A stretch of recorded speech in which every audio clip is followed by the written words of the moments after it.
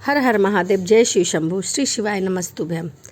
बैसाख का पवित्र महीना चल रहा है और बैसाख का महीना भगवान शिव को समर्पित है।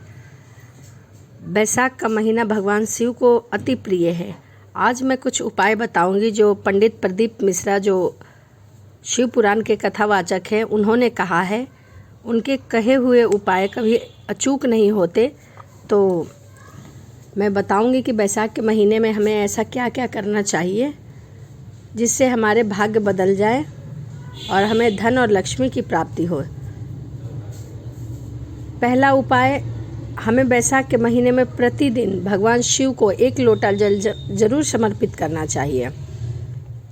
बेशक आप कुछ न लेके जाएं, परंतु 1 लोटा यदि जल लेके जाते हैं और भगवान शिव के मस्तक से, अगर आप चंदन भी लेके नहीं जाते हैं तो हाथों की 3 अंगुलियों को फेर कर अपने मस्तक पर फेरते हैं तो आपकी कितनी भी दुर्भाग्य रेखा हो वो भाग्य रेखा में बदल जाएगी। हमें शिव पर बैसाख के महीने में जो जल समर्पित करना चाहिए वो मटके का ठंडा पानी करना चाहिए। जिस तरह मटके का ठंडा पानी बूंद बूंद करके भगवान शिव को शीतलता प्रदान करता है, उसी प्रकार बूंद बूंद करके आपके भाग्य भी बदलते हैं। इसीलिए हमें मटके का ठंडा पानी भगवान शिव को बैसाख के महीने में समर्पित करना चाहिए। दूसरा, कहते हैं कि बैसाख के महीने में बेल पत्री में बेल का फल लगता है वो समर्पित करना चाहिए। कहते हैं कि बेल जो होता है वो बहुत ठंडा होता है, तो इसीलिए बैसाख के महीने में 1 बेल हमें भगवान शिव को अवश्य समर्पित करना चाहिए। वह दिन आप कोई सा भी चुन सकते हैं, लेकिन यदि आप सोमवार को करते हैं तो अति उत्तम है। तो इसीलिए बैसाख के महीने में भगवान शिव को 1 बेल जरूर समर्पित करिए। पीला और लाल चंदन का उपाय, कहते हैं कि पीला या फिर लाल कोई भी चंदन हो, इससे भगवान शिव को त्रिपुंड बनाना चाहिए। और यदि आपके पास समय हो तो भगवान शिव के पूरे शरीर पर चंदन का लेप अवश्य लगाएं। इससे भगवान शिव को शीतलता मिलती है और आपको आपके भाग्य बदलने में भी चंदन सहयोग करता है।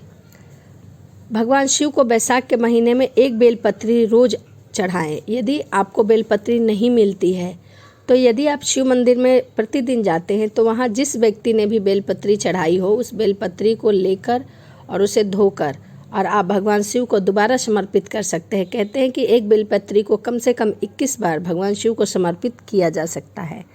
तो आप बैसाख के महीने में 1 बेलपत्री प्रतिदिन भगवान शिव को जरूर समर्पित करिए। उसके बाद है त्रिपुंड। यदि आप शिव मंदिर जाते हैं तो भगवान शिव को त्रिपुंड जरूर बनाइए। त्रिपुंड बना के और वही 3 अंगुली अपने मस्तक पर टच करने से आपके भाग्य बदलते हैं। यदि आप चंदन नहीं लेके जा पाते हैं तो कोई बात नहीं, आप हाथ की 3 अंगुलियों से भगवान शिव को त्रिपुंड बनाएं और अपने मस्तक पर उसे ज़रूर टच करें।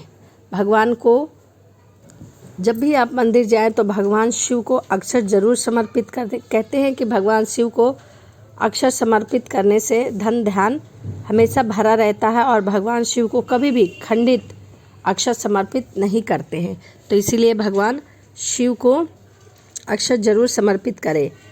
जब आप बेलपत्र चढ़ाते हैं तो उसमें आप बेलपत्र में पीले चंदन का टीका अवश्य लगाएं। इससे मनोकामनाएं पूर्ण होती हैं। यदि आपका बच्चा कोई परीक्षा देने जा रहा है और आपको लगता है कि वह परीक्षा में पास नहीं हो पाएगा तो उस बच्चे से शहद लगाकर भगवान शिव के मस्तक पर चिपका दीजिए। इससे आपके बच्चे का एग्ज़ाम अच्छा जाएगा और आपका बच्चा पेपर में, परीक्षा में ज़रूर उत्तीर्ण होगा।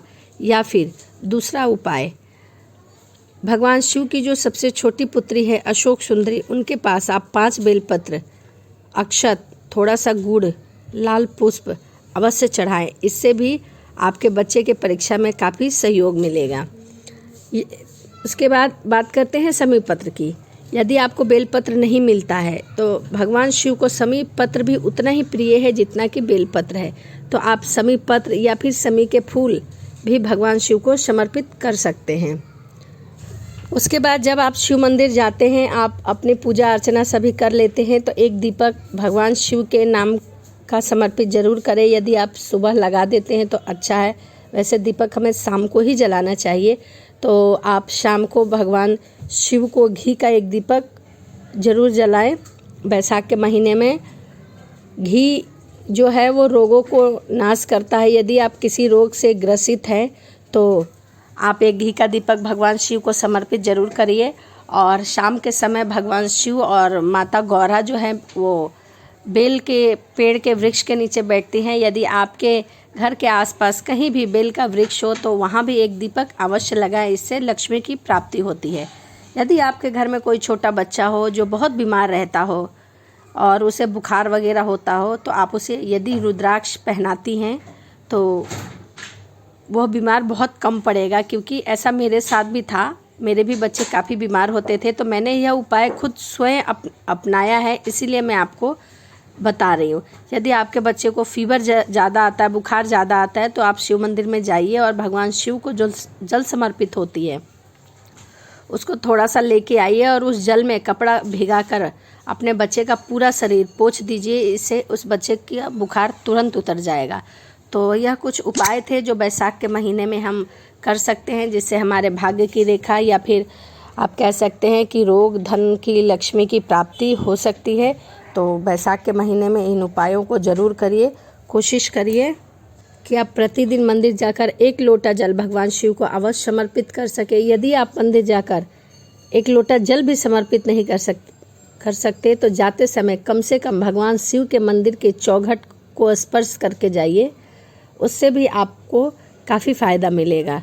तो यह वीडियो मैंने इसीलिए बनाया था ताकि बैसाख के महीने का मैं आपको महत्व बता सकूं और इस पावन महीने में हम कौन कौन से उपाय कर सकते हैं जिससे हमारे घर में बरकती हो।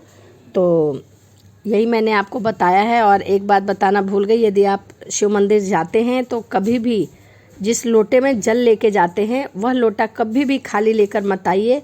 उस लोटे में थोड़ा सा 1 बूंद 2 बूंद जल अवश्य लाइए और उसे अपने बच्चों के मस्तक पर लगाइए, अपने घर के दहलीज पर छिड़क दीजिए। इससे नेगेटिविटी ऊर्जा नहीं आती है और भाग्य रेखा भी परिवर्तित होता है। तो इसीलिए खाली लोटा कभी मत लाइए। और कभी भी शिव मंदिर में जाइए तो आप तांबे का लोटा का ही इस्तेमाल कीजिए, क्योंकि भगवान शिव, विष्णु और सूर्य भगवान को तांबे के लोटे से ही जल दिया जाता है। तो आप कोशिश करिए कि तांबे का ही लोटा का प्रयोग करें। तो इस वीडियो में मैंने आपको बहुत सारी उपाय और नियम बताए हैं और आप अपने समय अनुसार कोई भी नियम अपना सकते हैं। तो चलिए वीडियो को यहीं समाप्त करते हैं और मिलते हैं अगली वीडियो में। अब इजाज़त दीजिए कि मैं अगली वीडियो आपके लिए अच्छे सी टॉपिक पर लेके आऊँ। और यदि आपको कोई कन्फ्यूज़न हो तो आप कमेंट के माध्यम से मुझसे ज़रूर पूछ सकते हैं। तो चलिए इसी के साथ मिलते हैं अगली वीडियो में। हर हर महादेव, जय शिव शंभू, श्री शिवाय नमस्तुभ्यम।